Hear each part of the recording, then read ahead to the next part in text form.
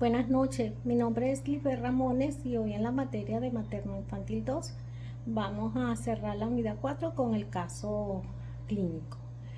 Esta materia fue dictada por el licenciado Andrew Romero, que aprovecho de darle las gracias por todos los conocimientos brindados en todas las unidades y por todo el apoyo que recibimos de usted, profe. Muchas gracias por todos sus conocimientos. Gracias, profe.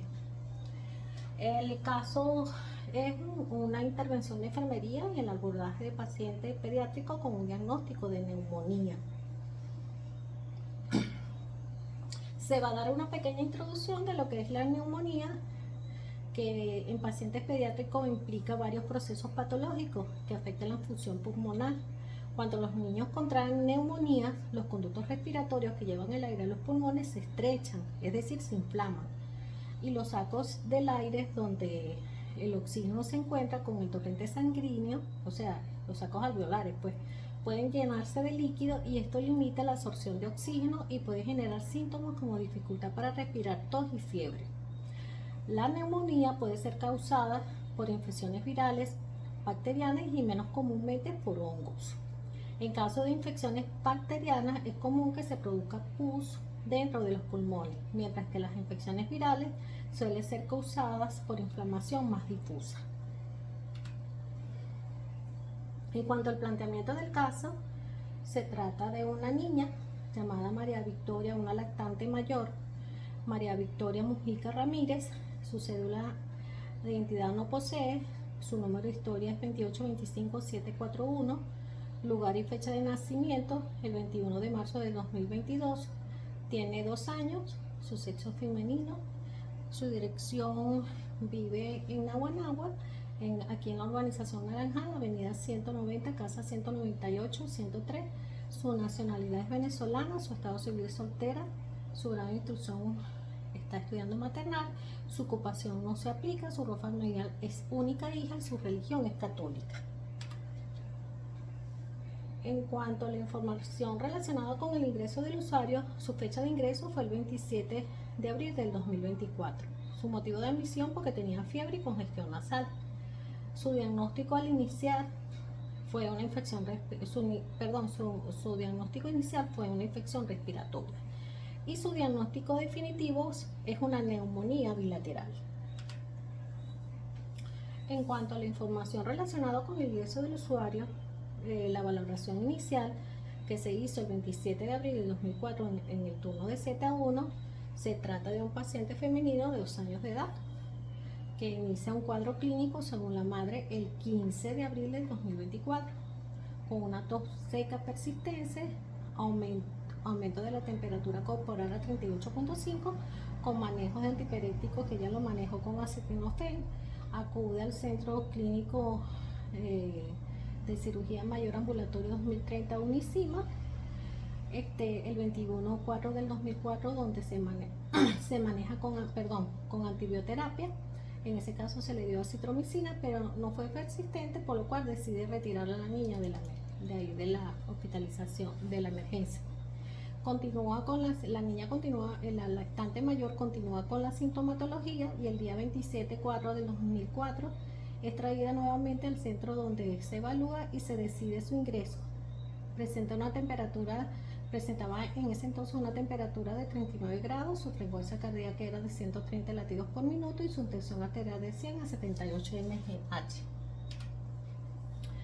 En cuanto a los antecedentes de salud del usuario, los personales, se trata de una madre de 41 años aparentemente sana, un padre de 45 años ausente, está fuera del país.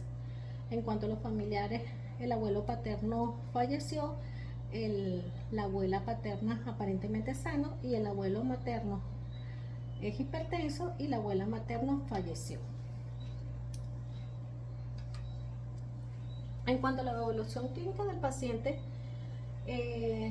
su primera evaluación fue el 27/4 de 2024 en el turno de 7-1. Se trata de una paciente femenina de 2 años de edad en el área de hospitalización con un diagnóstico médico de neumonía bilateral.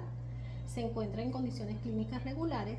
Sus signos vitales son frecuencia cardíaca 130, su frecuencia respiratoria 28 y su temperatura 39 grados centígrados. Su llenado capilar era 22 por segundo, su saturación de oxígeno 89, con una talla de 77 centímetros, su peso es de 8.9, la cabeza es normocefálica, su cabello es débil y escaso, su cara es simétrica, en los movimientos faciales se hacen simétricas con presencia de sus tres porciones, o sea, tanto cabeza, cuerpo y cola.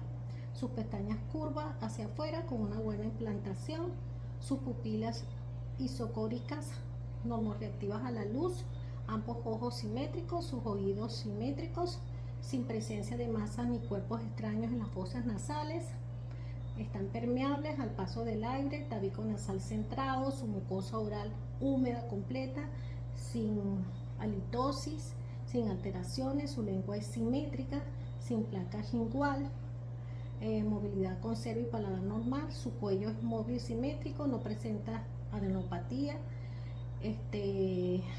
su tórax hipoexpansible, tiraje intercostal, murmullo vesicular abolido, emitora derecho timpánico a la percusión, si se observa dificultad respiratoria, su abdomen es plano, depresible sin dolor a la palpación, sin tumoraciones, sus riñones no palpables, su miembro superior es simétrico, sin movimientos lentos, dificultad para escrutarlo, no posee disminución sensitiva, su miembro superior derecho con una vía periférica permeable, la piel es un poco pálida, mucosa cutánea, tejido subcutáneo blando por pérdida de las fibras elásticas.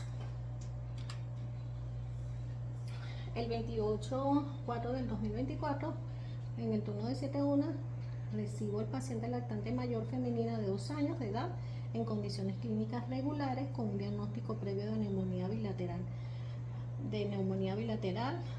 neurológico consciente, despierto, tolerante a oxígeno con una cánula nasal a razón de 3 litros por minuto, cumpliendo su dieta blanda, con una piel y mucosa hidratada, de buen color, sus ojos simétricos, sus pupilas isocóricas reactivas a la luz, cuello móvil, sin adenopatías, miembro superior simétrico, febril en 38.3 grados, con presión arterial de 90 a 60, con una vía periférica permeable en el miembro superior derecho, hidratado con solución de base, su tórax es hipoexpandible, frecuencia respiratoria de 24 ventilaciones por minuto, su frecuencia cardíaca de 110 latidos por minuto, su abdomen asimétrico y no doloroso a la palpación y sus sonidos normales. Movimientos corporales lentos y limitados, paciente en cuidado bajo supervisión de enfermería.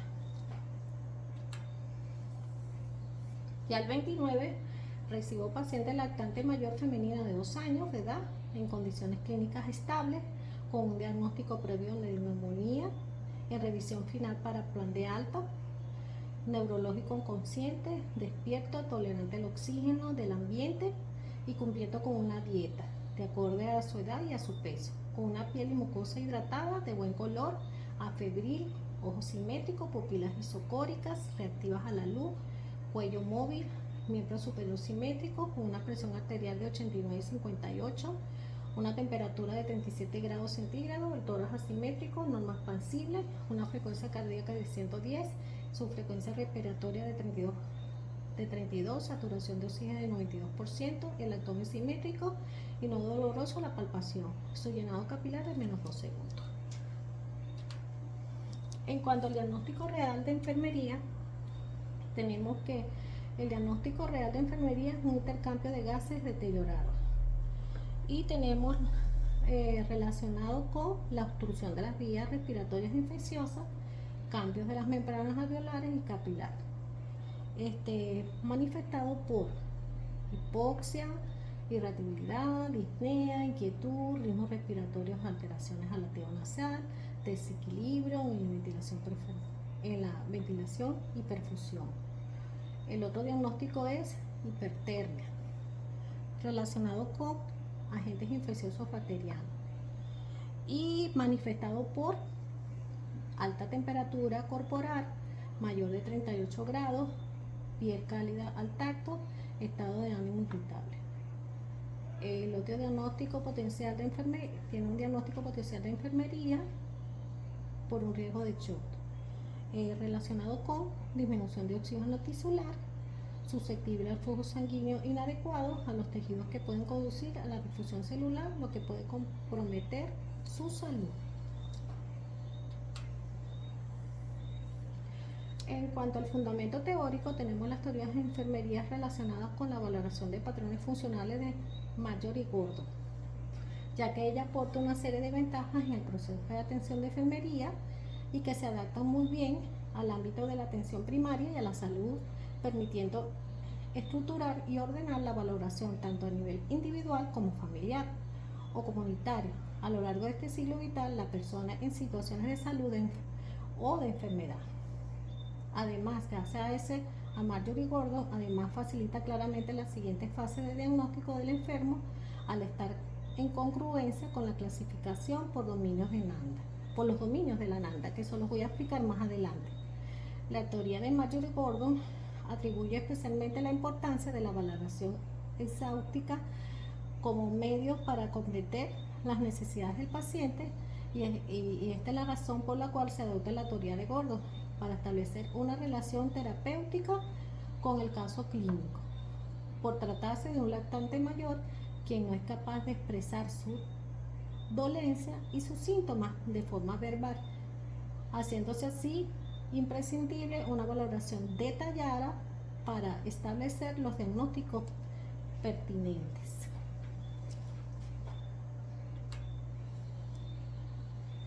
En cuanto a la fisiopatología del proceso mórbido, tenemos que la neumonía bilateral es una infección que afecta a los ambos pulmones, disminuyendo la capacidad respiratoria y ocasionando síntomas como flema, fiebre, dificultad para respirar, y esta afección puede ser causada por un virus, bacteria o hongo, y es más frecuente en personas que son inmunes y las van debilitando, como los bebés, adultos mayores, aquellos con enfermedades crónicas que pueden inferir al funcionamiento del sistema inmunitario. El tratamiento generalmente se realiza en entorno hospitalario para monitorizar al paciente y proporcionar oxígeno con el objeto de reducir el riesgo de complicaciones graves. Siempre es importante buscar la atención médica si se sospecha de la neumonía bilateral o de unos síntomas preocupantes. Las causas: la mayor parte del tiempo del cuerpo se filtran gérmenes del aire que son inhalados, a veces gérmenes como bacterias, virus u hongos ingresan a los pulmones, causan infección, y cuando esos gérmenes ingresan a los pulmones, el sistema inmunológico, que es el defensor natural del cuerpo contra los gérmenes, entra en acción. Las células inmunitarias atacan a los gérmenes y pueden provocar inflamación de los sacos del aire alveolar. Aquí se ve en esta imagen se puede observar el sistema respiratorio, la cavidad nasal, la faringe, la laringe, la tráquea, la epiglotis, ambos pulmones, los bronquios, el pulmón derecho, el pulmón izquierdo, el diafragma y la cavidad pleural.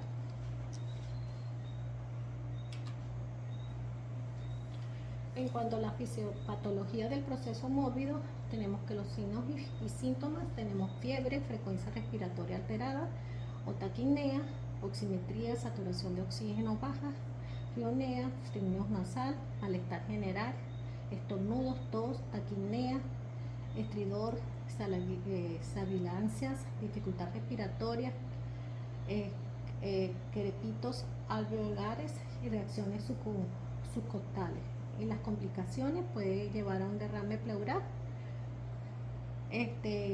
para un neumónico en pierna pulmonar, también un neumotórax puede causar fístula bruscopleural, abscesos pulmonares, neumonías necrosantes o necrocitantes.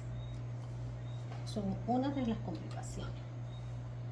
En cuanto a la fisiopatología y el proceso mórbido, su prevención, tenemos la vacunación, como se observa en esa imagen, incluido el uso de las vacunas contra la infección por estreptococo, neumonía y Haemophilus, influenza de tipo B, manejo de los casos de neumonía en la comunidad, en los centros de salud y hospitales, lactante materna exclusiva, lactancia materna exclusiva durante los 6 primeros meses, mejorar la nutrición y la prevención de la insuficiencia ponderal del recién nacido, control de contaminación del aire, interiores, el logro de medio ambiente saludable.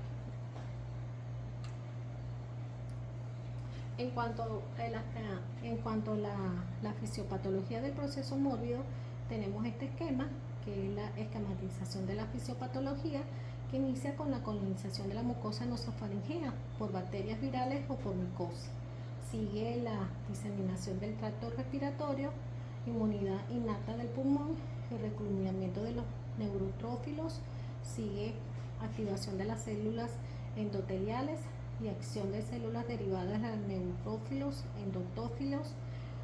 Después llega la migración de los neutrófilos desde el torrente sanguíneo hasta el endotelio muscular. Después que pasa esto, se inicia la producción de los medidores inflamatorios en el espacio alveolar. Luego sigue la apoptosis de la neutrófilo y actúa en la resolución de las respuestas inflamatorias agudas. Después pasa el proceso de interleucina 8 y factor estimulantes de granulocitos generar inflamación. Luego sigue por el proceso de intercambio gaseoso ineficaz. Después hay una congestión alveolar y se produce la neumonía. Esto se sacó de Neumonía Pediátrica Marco Reyes, Gustavo Aristizabal, Tuque 2016, página 249 y 250. En cuanto a las medidas diagnósticas, los laboratorios del 27.4, la lactante mayor tenía una hemoglobina de 9.7, su interpretación se observa un descenso a nivel de hemoglobina, desviación estándar por debajo de lo normal, para sudar y exceso, su hematocrito estaban en 31, valor dentro del rango normal, los glóbulos blancos estaban en 9600, se observa un aumento de los glóbulos blancos, lo que indica un proceso infeccioso. Su formulación de leucocitarias de neutrófilos y linfocitos estaban en 35, del linfocito, perdón, en 35, que estaban dentro del valor normal, y la forma leucocitaria estaba en 63, también dentro del valor normal. Los eosinófilos estaban en el 2%, que también estaban dentro del valor normal. El total de celularidad estaba en 100%, valor normal. Las plaquetas estaban en 228.000, valor dentro del rango normal. La urea estaba en 16, estaba dentro del valor normal. La creatinina en 0.6, valor normal. Y la glicemia estaba en 85, que estaba dentro del valor normal. En la parte de la placa se hizo una radios X de tórax, en la cual posterior anterior del tórax se pudo observar infiltrados bilaterales con áreas de copacidad en ambos pulmones, una consolidación alveolar con una opacidad homogénea en los alvéolos pulmonares, lo que se sugiere que los sacos del aire están llenos de líquidos, desplazamiento del tórax mediastino hacia el pulmón contralateral, con una rectificación de los arcos costales, con un aplanamiento por completo de la hemidiafragma del lado derecho, como se ve aquí en la placa. En cuanto a las medidas terapéuticas, recibe tratamiento de hidrocortisona, su presentación es de 500 miligramos, su dosis son 45, vía endovenosa cada 8 horas. Su mecanismo de acción es inhibe las proteínas inhibidoras de la fosfolipasa A2, por ende mediante la inhibición de la liberación de la molécula precursora del ácido araquidónico. Tiene efectos secundarios como náusea, apnea, insomnio, dolor de cabeza. En cuanto a las acciones muestras, antes de administrar se debe diluir ese tratamiento en 5 cc en solución 0.9, se extrae 0.4 y así se obtiene lo indicado. Y eso que se extrae se va a diluir en 20 cc en una solución fisiológica 0.9, es decir, porque están mandando 45 miligramos y la presentación es de 500. Hay que hacer una regla de 3. Hay que estar muy pendiente con esas dosis pediátricas. muchas personas no toman en cuenta eso y no hacen los cálculos adecuados y pueden hasta causar hasta la muerte. Hay que estar muy pendiente de eso. En cuanto al bromuro de hiperactopio, tiene 9 gotas cada 12 horas. Su mecanismo de acción son acción anticolinérgica sobre los músculos lisos bronquiales y broncodilatador subsiguiente. En cuanto puede producirle síntomas como dolor de cabeza, mareo, tos, irritación, lo cual ella no presentó ninguno de esos síntomas. Las acciones de enfermería es aplicar las nuevas gotas de bromuro en 3 cc de cloruro de solución fisiológica en un frasco de nebulización y colocárselo a la persona, a la niña, al lactante. También recibió levofloxacina, dosis 90 miligramos, vía endovenosa cada 12 horas. Su presentación son de 500. Trae los mismos síntomas: náuseas, diarrea, dolor de estómago, acidez, escozor. Su mecanismo de acción inhibe la topoisomerasa y la DNA-girasa. Las acciones de enfermería es administrar 18 cc, diluir para su administración, se diluye en 30 en solución fisiológica 0.9 y administrar endovenoso, que está pendiente con la dosificación. También recibió vancomicina, su presentación de 500 miligramos, tiene indicado 90 miligramos, vía endovenosa cada 6 horas. Su mecanismo de acción inhibe la síntesis de la pared celular, infiere en la síntesis del ARN y daña las membranas celulares bacterianas. Tiene también síntomas secundarios como náusea, diarrea, dolor de estómago, gases y dolor de cabeza. La preparación de medicamentos: diluir en 5 cc de solución 0.9, se extrae en 0.9 y así obtenemos lo indicado, y diluir en 30 cc de destroza según lo indicado y se administra. Antes de explicar este plan de enfermería, quiero dejar claro este plan, porque aquí en el diagnóstico de enfermería tenemos código y tenemos dominio. ¿De dónde nace esto? Esos son, es una asociación norteamericana. Estos producidos son diagnósticos producidos por la NANDA, que NANDA en español significa Asociación Norteamericana de Diagnóstico de Enfermería. ¿Qué quiere decir con eso? Esa es una organización internacional que se dedica al desarrollo y mantiene sistemas de estándar de diagnósticos de enfermería. Esto tenemos que aplicarlo. Estos diagnósticos que aparecen aquí son como etiquetas, ¿verdad?, que describen las alteraciones de salud de una persona.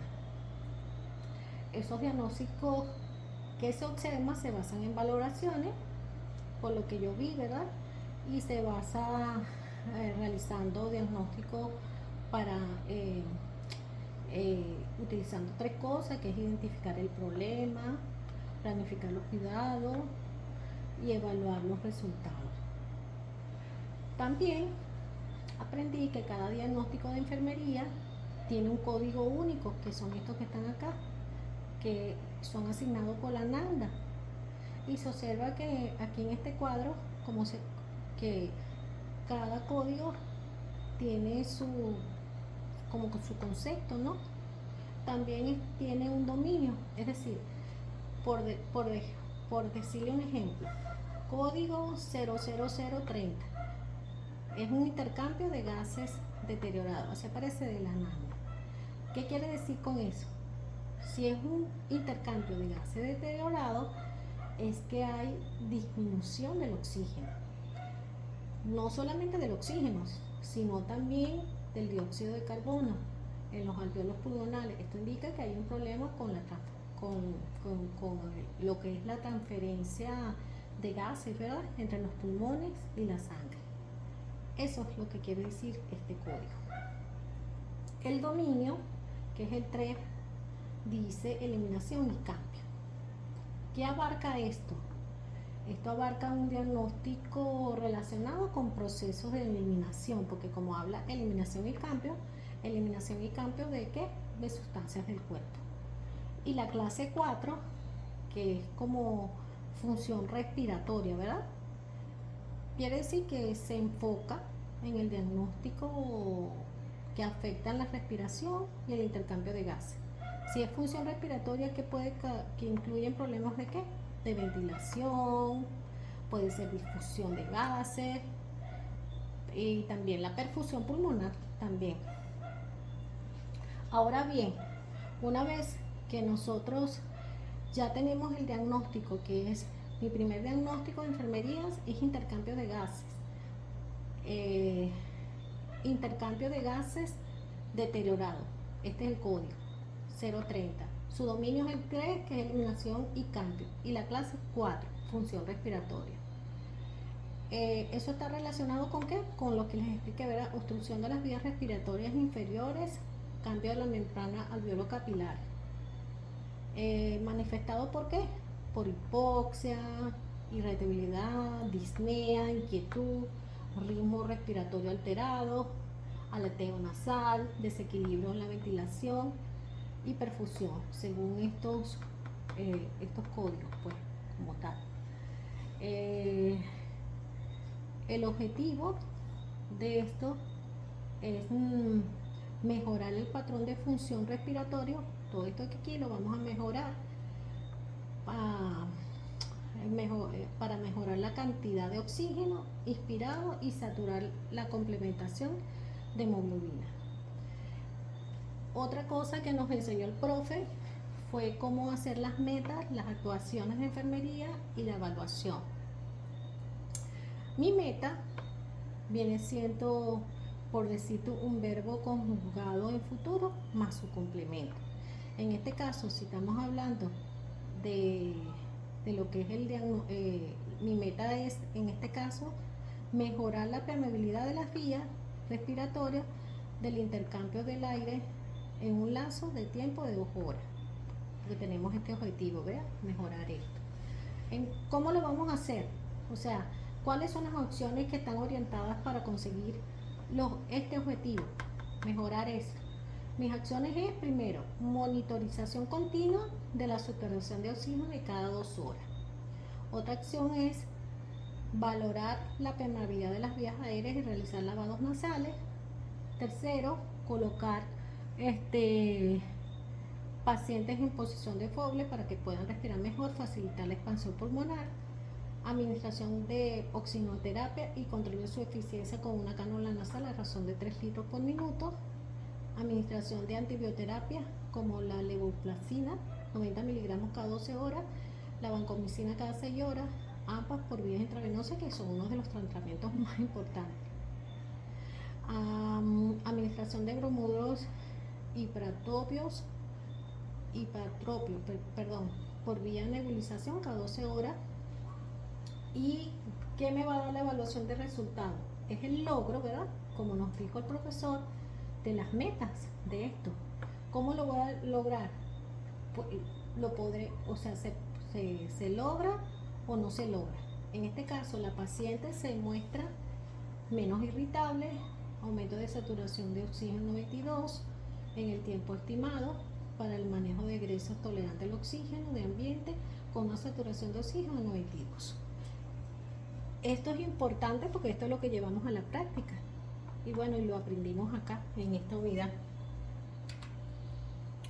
Ahora bien, seguimos con otro diagnóstico que es la hipertermia. Su código es 00007, su dominio es el 11. ¿Qué quiere decir este código? Hipertermia. Su dominio es el 11, que es protección y seguridad. Y la clase 6, que es la función de tal, que es termorregulación, relacionado con agentes infecciosos y bacterianos. Manifestado por alta temperatura corporal, mayor de 38 grados, piel cálida al tacto, estado de ánimo irritable. El objetivo de enfermería es establecer un rango normal de temperatura corporal para evitar posibles complicaciones como convulsiones febriles. Ya las metas se explicaron, que es un verbo conjugado en futuro, en este caso es disminuir la temperatura corporal del paciente en un lapso de tiempo de 1 hora aproximadamente. En cuanto a las actuaciones, que son las acciones orientadas para conseguir estos objetivos, es controlar la temperatura por aplicación de medios físicos, aplicación de compresas frías en la frente, cuello, área axilar y zona inguinal. Segundo, implementar baños para la regulación de la temperatura. Tercero, evitar la administración, ingesta y abundantes líquidos de hidratación con solución isotónica cristaloide. Cuarto, registrar en una gráfica constante la medición de temperatura cada 2 horas. La evaluación es el logro de los procesos. Después de haber aplicado intervenciones de enfermería, se disminuyó la temperatura a 37, así como la temperatura de la piel al tacto mejoró también y el estado de ánimo de la paciente. En cuanto a las conclusiones, se pudo concluir que la valoración clínica de enfermería es un pilar fundamental en la comprensión y atención de las necesidades del paciente. Este proceso meticuloso permite a los profesionales de la salud identificar y abordar patrones funcionales alterados, asegurando la intervención precisa y personalizada. En este contexto de metodología de procesos de atención de enfermería, la valoración se convierte en base para el desarrollo y cuidados de enfermerías de calidad, que son cruciales para disminuir los factores de riesgo asociados a la movilidad y a la mortalidad. También se presentó un análisis detallado del caso clínico, donde se identificaron las necesidades interferidas por la paciente María Victoria. Se destacaron las alteraciones de los patrones funcionales, el patrón funcional de eliminación afectados por la disminución respiratoria, la hipoxia resultante de una neumonía bilateral. A través de la exposición de estos hallazgos de trabajo, se resaltó la importancia de una valoración clínica integral de enfermería. Se enfatizó cómo la aplicación de los procesos de enfermería no solo se facilita la identificación e implementación de estrategias en cuidados efectivos. De esta manera se contribuye significativamente a la recuperación y bienestar de los pacientes, reafirmando el rol vital de la enfermería en el ámbito de la salud. Aquí está la jefa de enfermera viendo cómo estamos trabajando. Y en cuanto a las recomendaciones, en primer lugar, la neumonía en los niños es una condición que requiere atención médica inmediata. Segundo, se enfatiza la importancia de la investigación continua y la innovación médica para mejorar los resultados de salud en los niños con neumonía. Tercero, es fundamental en cualquier tratamiento o recomendación que sean supervisados por profesionales de salud calificados. Cuarto, para realizar un buen diagnóstico y manejo de casos necesarios de una evaluación clínica completa, se incluye historia, los síntomas y manejar exámenes físicos detallados, así como confirmación de diagnósticos con radiografía de tórax que muestran infiltrados bilaterales. Y por último, se debe considerar las pruebas adicionales como los análisis de sangre, cultivos y pruebas de imagen si se sospecha de algunas complicaciones. Me despido con esta foto que dice: ámalos, protéjalos y abrígalos, evita la neumonía. Muchas gracias. Gracias.